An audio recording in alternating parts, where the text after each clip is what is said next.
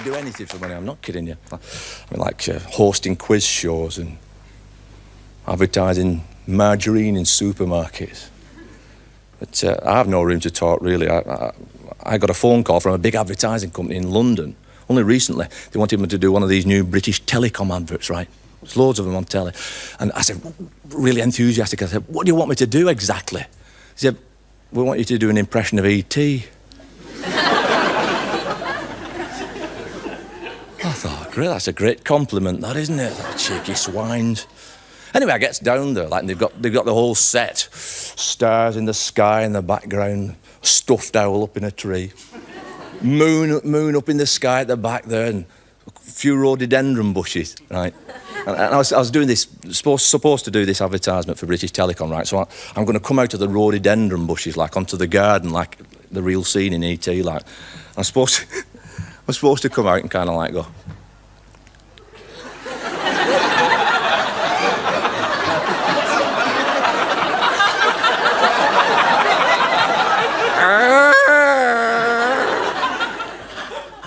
E.T. Fun House.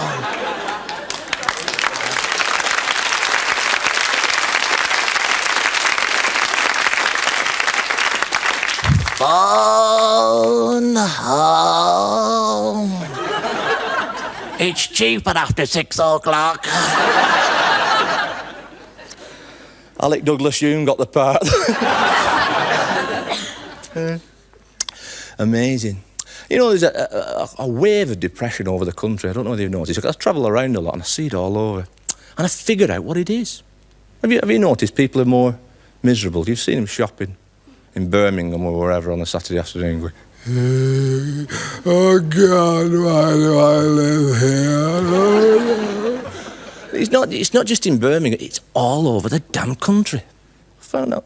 And I figured out what it is. It's since they've shown that film on the television, The Day After. Did you see it? Put the willies right up me when I saw it. It's about the nuclear war in America. And I thought, God, to hell with this. You know, there's a nuclear war. To hell with living about the day after. I thought, what about the day after, the day after, the day after? To hell with, like, walking about with one arm hanging off and living off rats and cockroaches in a hole under the rubble. To hell with all that. I'm going to get it over with quick. Quick. When we get the 4-minute warning, I've worked out what I'm going to do. Strip off, bare naked. Don't want clothes protecting me. Strip off, bare naked, up the drain pipe. Over the roof, up onto the chimney pots. Facing between Liverpool and Manchester, they'll probably get it first. So first, get the full benefit of the blast. But knowing my luck, it'll be a false alarm. Like, I'll still be there the day after. People are going to work, you know. Hello, Mrs. Jones. 4-minute warning. What? It was a play? Oh. But who's going to save us? Come on. Only one man can save us. Only one man can save us. Victor Kayam, the shaver salesman. Hello, I'm Victor Kayam. I thought the result of a nuclear war between Russia and America would be such a close shave that I went out and bought the Earth.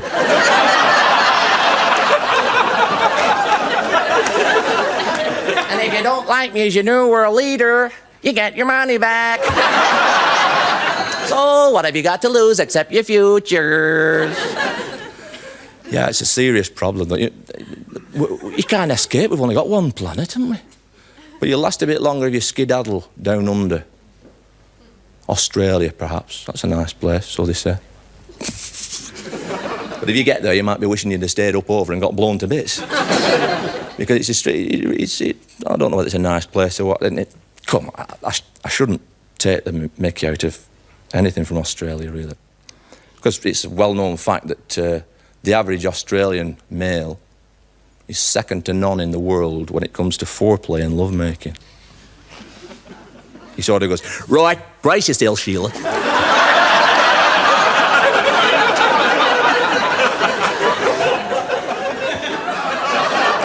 It's wicked of me, really. It's racist, really. No, I shouldn't take the pee out of Australia at all, really. quite honestly, I met my wife in Australia. I said, "What the bloody hell are you doing here?" I said, "You're supposed to be at home in Lancashire, you pilot. What are you doing here?" Yeah. But if you ever get the chance to go there, you will notice that it's an entire continent free of mammals. There's only sheep and humans there, mammal-wise. It's full of marsupials. Everywhere you go, millions and millions of little marsupials. And one particular, like duck-billed platypuses and things. There's one particular marsupial called the Rolfosaurus. Now, I don't know whether this rings a bell. But Rolfosaurus they could be very scarce down there, down under. But there is one in England that comes over now and again on a boat. And it gets off at the docks and sneaks through the customs and through quarantine and everything. And I'll try and portray a Rolfosaurus for you. They've kind of got little hairy mouths. And a lot of people don't like them, you know, but I think they're rather cute, actually. They've got these little moustaches like that. And never go anywhere without a beard, you know.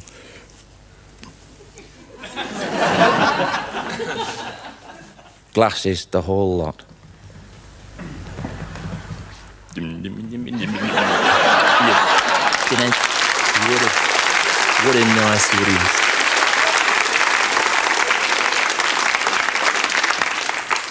What a beautiful place, England. You know, when I was a little, before we actually moved to Australia, years and years and years ago, my mum and dad and I, we sort of lived in England. And I think it was Wigan, I think. And one day I was sort of playing down the canal, and I fell in the water. Couldn't swim, but somehow I just managed to scramble my way to the bank. Frightened the wits out of my mum and dad. And you can bet that they had me taught to swim straight away. Yeah, I'm a good swimmer now. Yeah. I taught Len Fergleff to swim, you know.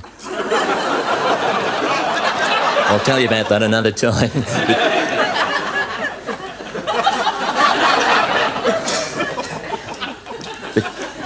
But talking about water, I just sort of made a record, and it's his first record since Two Little Boys. And it's a Paul Simon song, and I have you rush out and buy it. It sort of goes like this.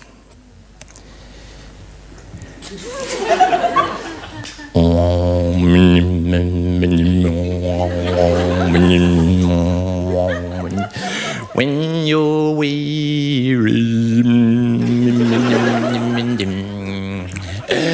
when you're feeling small, when tears are in your eyes, I will dry them all. I'm on your side.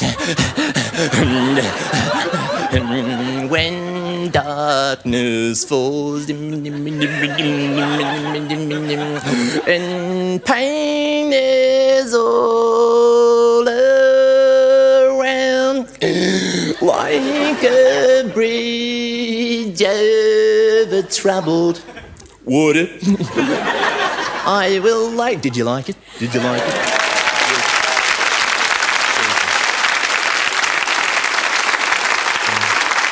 What a song. Yeah, what a song. Sort of gets you right around here. Yeah. But you know.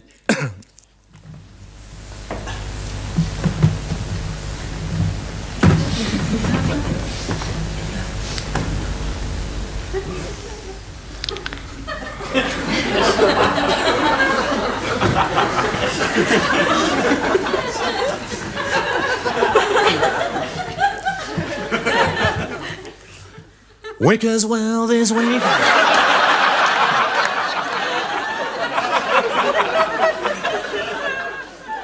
Wake as well this week. Takes you to Yates's Wine Lodge.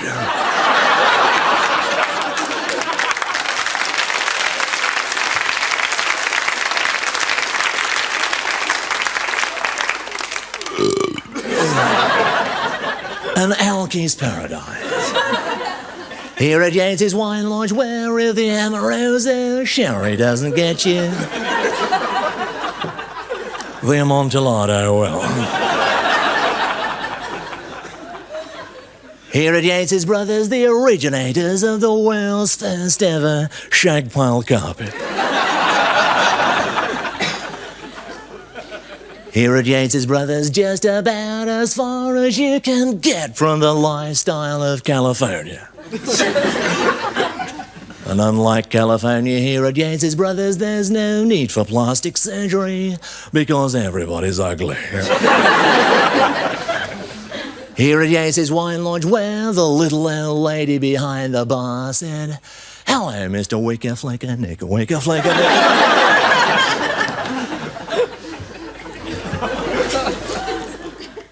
I said, "Give me a white wine, Mrs. Quick." She said, "Would you like a dark cock?" I said, "In my condition, a sample's ample." It's his Wine Lodge. What a place, eh? Do go in. You must go in. Never go past. Go in, just for the experience. The first thing you will notice is the floor has been purposely left to go tacky with wine. It's about a quarter of an inch of tacky wine, specially left there by the management. This is so the customers can lean farther before they fall. You go in there, everybody's at 45 degrees.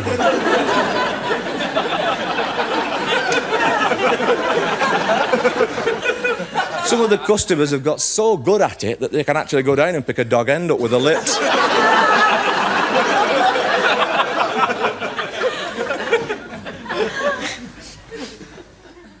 Go back down and get a light off another one. Oh, dear me. No, but if you're ever depressed, join something. I don't mean like 2 bits of wood. I mean join something. I'll just join the Friends of the Earth. Me and the Earth were like that now, I tell you. A lot of people don't realise that the Earth is ill. It's got worms for one thing.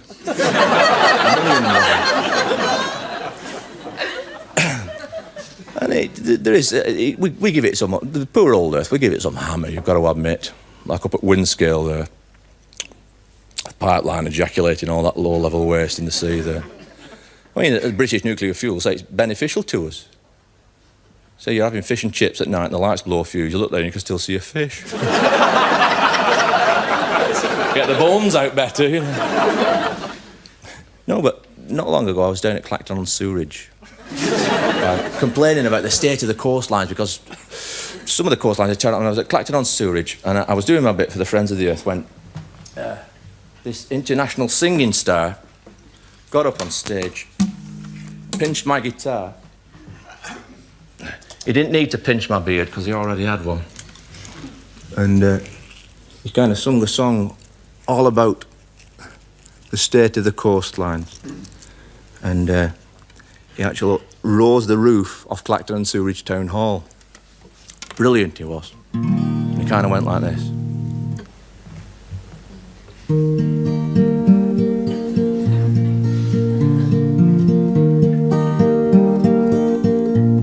There's a ship lies floating in the harbor. My name is Roger, but I will be frank and say that should we carry on like this much longer, this ocean's gonna be a septic tank. Thought there's a ship drifting in the harbor, along with lots of other affluents. It once was beautiful. Now we're killing birds and seals with the oil that oils our wheels, and the whole thing doesn't seem to make much sense.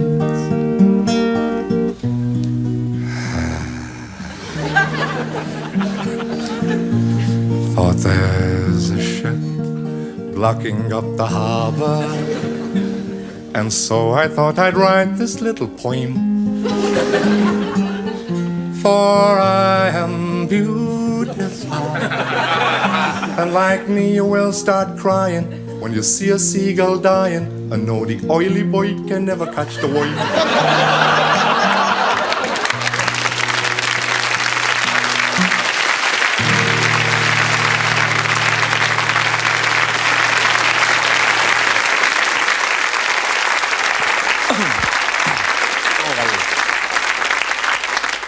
Yeah.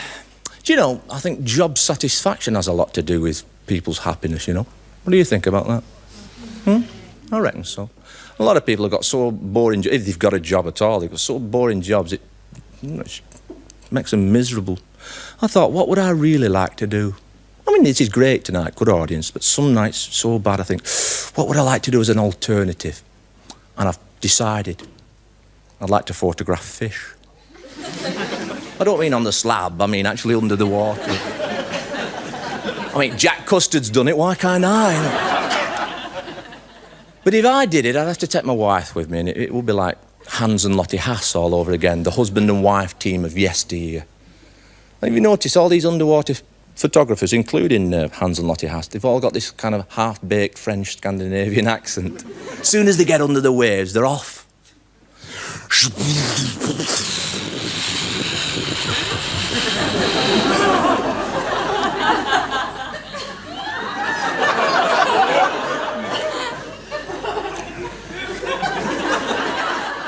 Lotte and I discovered the rare coral reef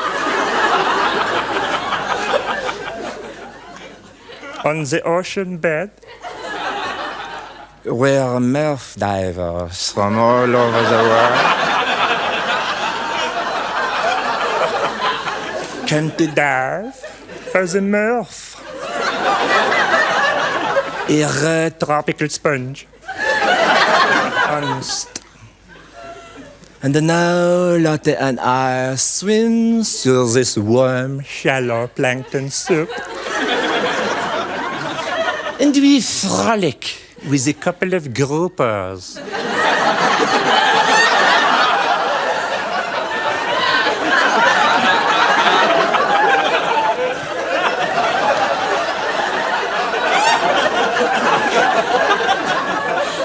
Lotte almost drowned, 3 times. and I swallowed the big gob. Full of water.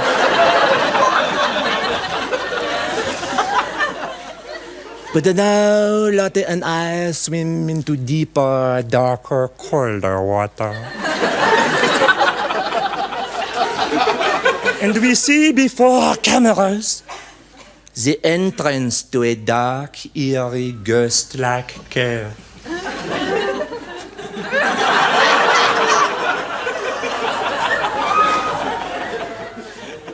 Lottie goes in first because I am frightened.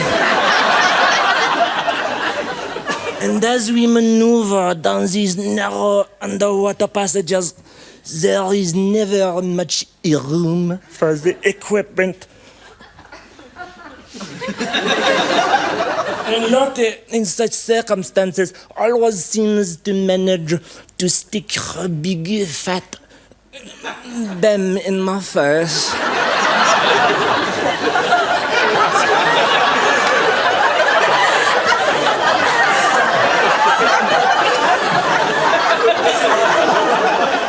These little bubbles, you see,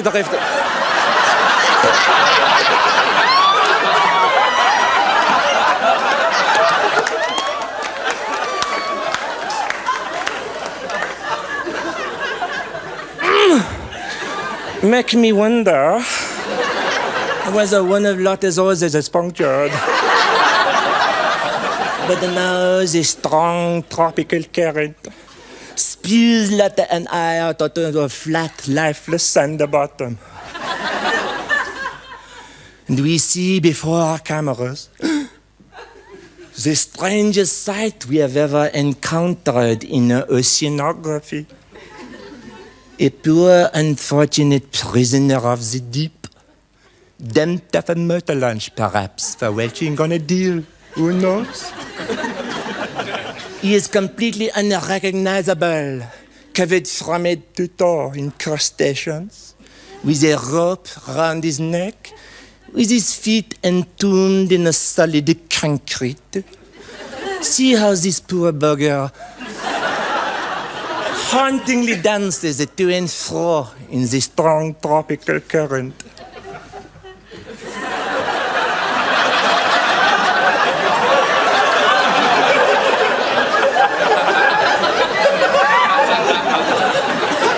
I wonder who the poor bugger is. Wait, Lottie, here's a bracelet jingle-jangling around his rotting wrist. I shall attempt to read it.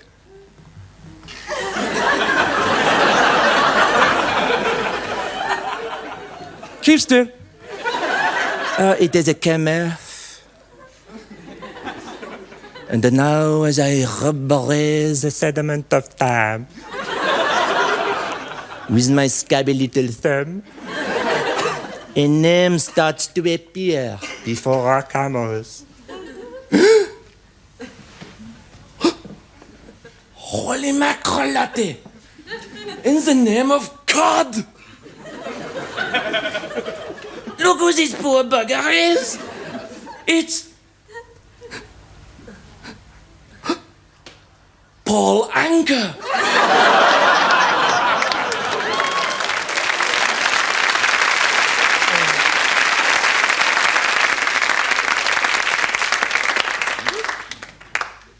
Wow, like I was saying before, I get all over the place, all over the country. And one fascinating place is Cumbria. You know where Cumbria is? Yeah? That place that sticks out over Lancashire like that. It's sort of radioactive at the end. Right? And I was working there not so long ago at, I'm pretty ashamed to admit this, but at Excrement Working Men's Club. And I think I was in it for a couple of nights, and the concert set came up to me after, if you could call him that, and he kind of wandered over and went, "Yeah, Phil, them faces you pull for us tonight, well, marvellous, man." He said, "Do you realise here, at this here club, it's the headquarters of the world's girded championships, and people come from all over the globe just to pull faces here in this club, and you'd lick the lot of them with that mush. You'll get as many Chewits advertisements as you want if you enter the competition. Please, Phil." I said, "Well, go on then." He said, "Oh, great, you've agreed to do it. Next Wednesday." I said, "Fine." He said, "But what I'll do, I'll phone you up Tuesday, the night before, about 6 o'clock, tea time. Give you all the details over the phone." So it gets to Tuesday, right? It's about 5:45, and I'm thinking, what the hell am I going to do in this gurning contest? Because, as you know, normal gurning is like just take the teeth out and wrap the bottom lip right over the round.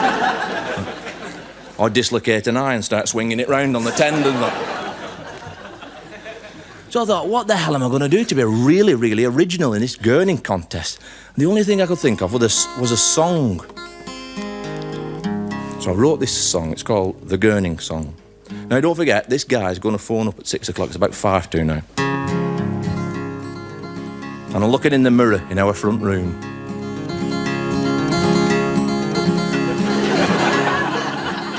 I went along to Cumbria where all the gurners be, trying to learn and gurning with my girdler. I climbed a big high mountain on a wild and windy day, and I met a fur young gurning girl in the gurn chalet. She said, "You learn to gurn and living just like me. Relax and dislocate your jaws and let your chops go free." She taught me how to wrap these rubber lips around my nose. Now gurning with a horse's collar around my neck I goes. She's learning me gurning, now I'm gonna learn. I'm gonna learn. I'm gonna learn. She's learning me gurning, now I'm gonna learn. I'm gonna learn.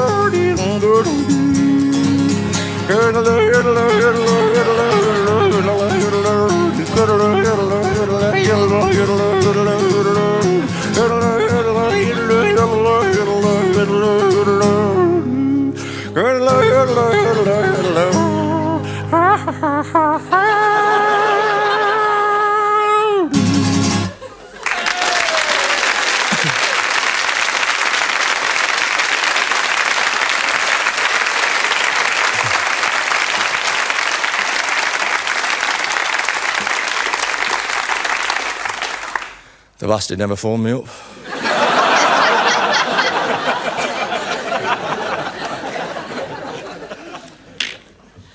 No, but you're in a great audience. You're much better than canned laughter, really. Yeah. No, but before I go, I'd just like to leave you with this one thought.